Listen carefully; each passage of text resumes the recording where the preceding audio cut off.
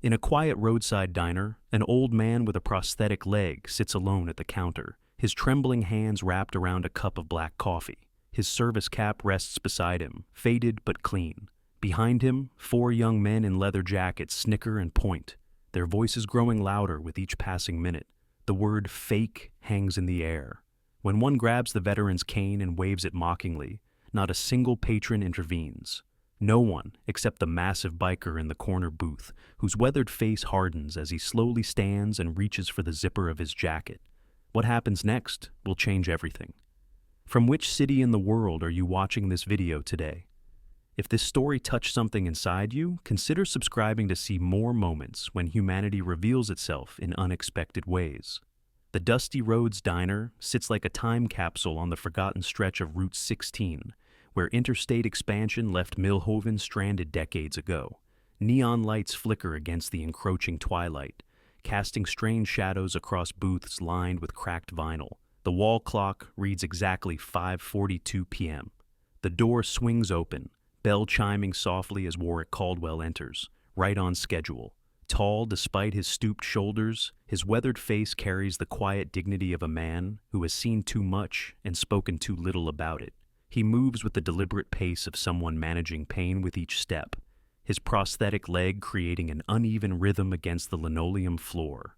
Aurelia Novakova, the stern-faced diner owner, looks up from wiping down the counter. Her piercing eyes soften momentarily. "Evening, Mr. Caldwell," she says, already reaching for the coffee pot. Warwick nods silently, easing himself onto his usual stool at the counter. His service cap, faded but meticulously maintained, comes to rest beside him. His gnarled hands, bearing the small scars of untold stories, tremble slightly as he places them flat on the countertop. In the corner booth, partially hidden by shadow, sits Thaddeus Knox Murdoch. His massive frame hunches over an untouched plate of food, motorcycle leathers worn and patched. His face remains obscured, but his stillness suggests watchfulness rather than relaxation. The relative quiet shatters as four men in matching leather jackets emblazoned with Road Kings burst through the door. Their ringleader, Bellamy Royce, handsome but cruel-eyed, surveys the diner with the entitlement of someone who has never been told no. "Aurelia, your finest table for Millhaven's finest," he announces, sliding into a booth near Warwick. Aurelia's expression hardens as she pours Warwick's coffee without a word. The Road Kings watch, snickering as Warwick struggles to reach for the sugar, his prosthetic leg catching awkwardly against the counter. "Old-timer can't even sit right," Bellamy stage whispers to his friends. "Bet that leg's the only thing that makes him interesting at parties." Warwick stares into his coffee, seemingly oblivious. A silver chain disappears beneath his collar, the pendant hidden. His expression remains unchanged, as though he has had decades of practice at appearing not to hear. When Warwick reaches for sugar with unsteady hands, spilling some, Bellamy's crew erupts in mocking laughter. The diner's other patrons, a young couple in a booth, an elderly woman with her newspaper, a truck driver finishing his pie, look away uncomfortably, finding sudden interest in their food or phones. Only Knox watches from his shadowed corner, his massive hands slowly closing into fists beneath the table. Aurelia glances at Knox, something unspoken passing between them. She subtly shakes her head in warning. "You know," Bellamy announces loudly, leaning back in his seat, "my dad was a real soldier. Desert Storm, 2 tours. I can always spot the fakes wearing those hats for the senior discount." Warwick's hand freezes midway to his cup. A flicker of something, pain, rage, shame, crosses his face before disappearing into practiced blankness. "Stolen valor," one of Bellamy's friends echoes, encouraging him. In the corner, Knox shifts slightly. A patch becomes momentarily visible on his jacket. Something military, but in the dim light, impossible to identify clearly. Bellamy stands, approaching Warwick's stool. "Hey, Captain America, show us your medals. Prove you earned that hat." The diner falls silent. Warwick remains still, eyes fixed on his coffee. His fingers trace an invisible pattern on the counter, coordinates or a code known only to him. "What's the matter? Cat got your tongue?" Bellamy presses, moving closer. "Or maybe you never saw action. Maybe you just like playing dress-up." Aurelia steps forward. "That's enough, Bellamy. Leave him be." "I'm just asking a question. Bellamy says, innocence dripping with venom. If he's such a hero, why won't he talk about it? My dad never shuts up about his service. Warwick's silence speaks volumes. The silver chain at his neck catches the light as he shifts slightly. Bellamy reaches for Warwick's service cap. Mind if I try this on? See if it feels like a real hero hat? A loud crash interrupts as Aurelia drops a plate that shatters across the floor. In that moment of distraction, Knox rises partially from his seat, revealing just enough of a distinctive tattoo on his forearm, identical to a barely visible scar on Warwick's wrist. Their eyes meet across the diner. Warwick's expression does not change, but something flickers in his eyes. Recognition? Fear? A shared secret? Knox slowly sits back down, but remains poised like a coiled spring. The television above the counter flickers with breaking news about recently declassified military operations from the 1970s. Both men flinch imperceptibly at the same moment. Outside, thunder rumbles as storm clouds gather, mirroring the tension building within the diner's walls. The neon open sign blinks once, twice, as if struggling against the coming darkness. Have you ever witnessed someone being mistreated when they deserve respect instead? Share your story in the comments and join our community of people who believe in standing up for others. Emboldened by Warwick's continued silence, Bellamy snatches the service cap from the counter, twirling it on his finger. Nice hat. Probably bought it at a surplus store, right? His friends laugh on cue, but one of them, Darius, shifts uncomfortably. Come on, man, just give it back. Not until Grandpa here tells us his war stories, Bellamy tosses the cap to another friend. Or can't you remember them anymore? Give it back? Warwick speaks for the first time, voice soft, but carrying unmistakable authority that momentarily silences the room. His tone is not that of a frail old man, but of someone accustomed to being obeyed. The subtle shift in atmosphere is palpable. Aurelia pauses her cleanup, watching intently. Knox's head tilts slightly, listening.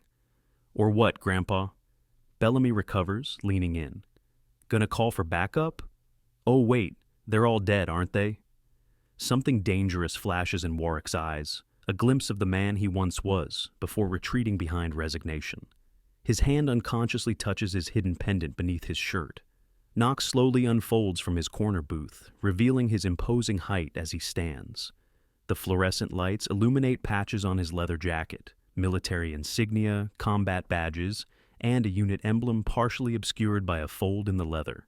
Bellamy, oblivious to Knox's approach, grabs Warwick's cane leaning against the counter. Did they give you this for bravery? For running away faster than the other guys? Warwick remains silent, but a single tear traces down his weathered cheek, not from humiliation, but from something deeper, a memory triggered by Bellamy's casual cruelty. The diner's television continues its report about declassified operations. Images flash briefly. Jungle warfare, helicopter evacuations, a list of casualties scrolling too fast to read. Aurelia hurriedly changes the channel, but not before a photo appears of a much younger soldier receiving a medal, his face partially obscured. Bet you never even saw combat. Bellamy waves the cane like a toy sword, probably pushing papers while real soldiers died. Knox stops directly behind Bellamy, now just 3 feet away. In the window's reflection, we see Knox's face clearly for the first time, scarred along the jawline, weathered, with eyes that have seen too much. He says nothing, watching the scene unfold. Bellamy's crew grows increasingly uncomfortable. Darius tries again. Come on, man, that's enough. Let's just eat. Not until fake soldier shows us what he's hiding, Bellamy insists, noticing the chain around Warwick's neck. What's this? Dog tags from the army surplus store too? He reaches for the chain, yanking it before anyone can stop him. The pendant swings free, not dog tags, but a distinctive medal, one with an unusual shape and insignia. Warwick's hand instinctively moves to protect it, but too late. His coffee cup gets knocked over in the struggle, spilling across the counter. The brown liquid forms a peculiar pattern that resembles a map or coordinates.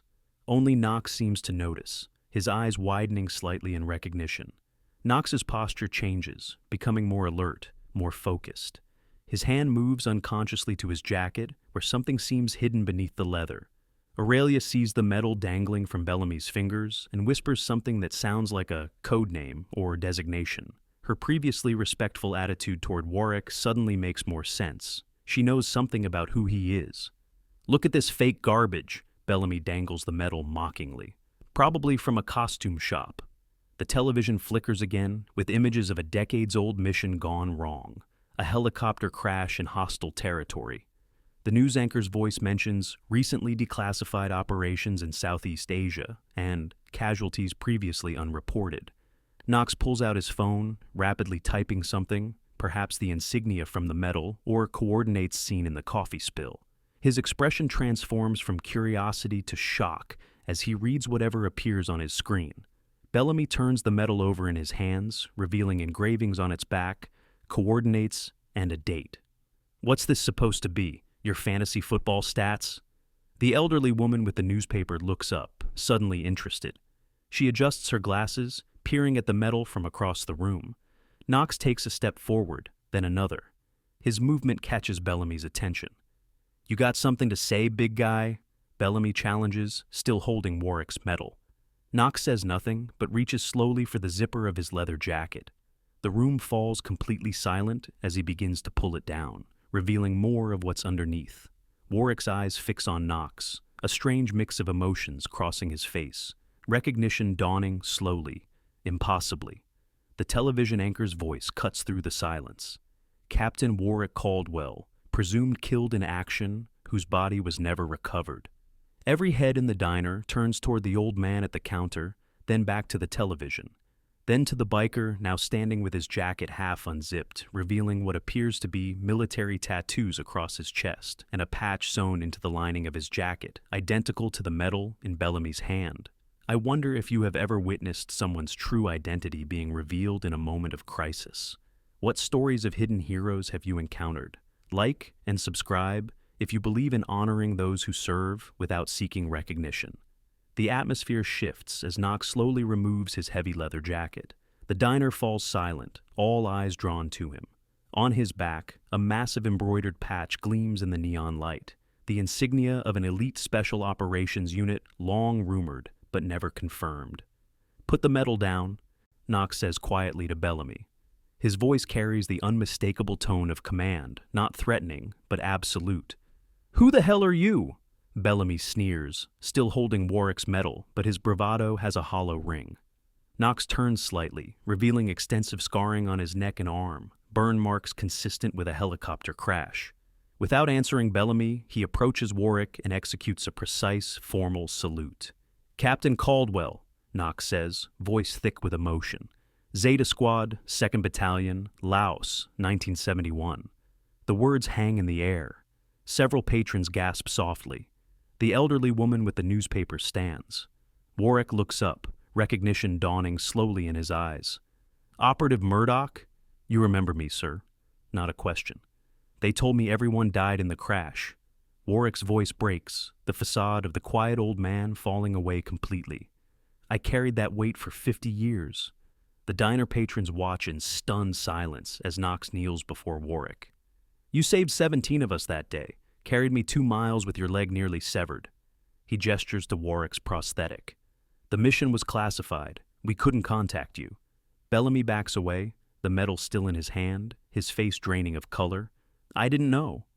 You didn't know, Knox finishes for him, not with anger, but with quiet dignity. He extends his hand. That Medal of Honor belongs to the man who earned it. The revelation hits the room like a thunderclap. Not just any veteran, but a Medal of Honor recipient, America's highest military decoration, given for valor above and beyond the call of duty. Aurelia steps forward. My father was one of the 17, Captain Caldwell. Operative Novakova. He told me to watch for you. Said someday you might pass through. Without a word, Knox takes his jacket and gently places it over Warwick's shoulders. The symbolic gesture speaks volumes, offering protection, brotherhood, and recognition long denied. We don't let them laugh alone, Knox says softly. Bellamy, shaken and pale, carefully places the medal on the counter before backing toward the door, his friends already fleeing. Knox turns to him, voice level. The man you mocked lost his leg pulling your freedom from the fire. Remember his face the next time you think about what courage looks like. As the Road Kings flee, the diner remains in reverent silence. Warwick touches the jacket on his shoulders, his hands steadier now. I thought I was the last one, Warwick says quietly. All these years. Knox pulls up a stool beside him. There are 8 of us left, sir. We meet once a year. Honor those we lost. Aurelia refills Warwick's cup, then places a second for Knox. On the house, always has been. Around the diner, other patrons stand in silent respect. The elderly woman approaches, places her hand briefly on Warwick's shoulder. My husband was 101st Airborne. He'd be honored to know you, Captain. A young couple leaves money for their meal with a note. Thank you for your service. You never told anyone who you were, Knox observes. Why? Warwick looks at his reflection in the coffee. The medal was for something I had to do, not something I wanted to do. Never felt right wearing it when better men didn't come home. Knox nods in understanding. Next month, Denver, the rest of the surviving squad will be there. They should see you again, sir. They need to. For the first time, Warwick smiles, a small, fragile thing.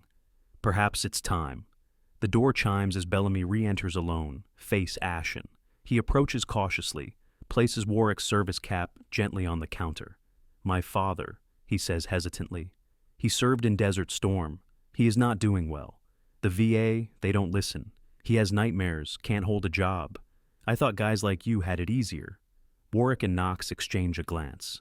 Knox nods almost imperceptibly. Tuesday evenings, Warwick says simply. I'm here every Tuesday evening. Bellamy nods, understanding the invitation, and leaves quietly. As darkness falls completely outside, the diner glows like a lighthouse, a safe harbor for the burdened and broken. Through the window, we see Warwick and Knox still talking, the weight of secrets and sacrifice gradually lifting between them. The camera pulls back slowly, revealing what we couldn't see before, a small memorial wall at the back of the diner with photos of service members. Among them, a faded photograph of a young Warwick Caldwell standing with his unit, Knox barely recognizable beside him, and Aurelia's father on his other side. The circle complete, the recognition earned, the brotherhood restored. Sometimes the greatest heroes walk among us unrecognized, carrying invisible burdens of service and sacrifice. Have you ever discovered someone's hidden courage that changed your perspective forever? Share your stories of everyday heroes in the comments below, and subscribe to continue celebrating those who deserve our deepest respect.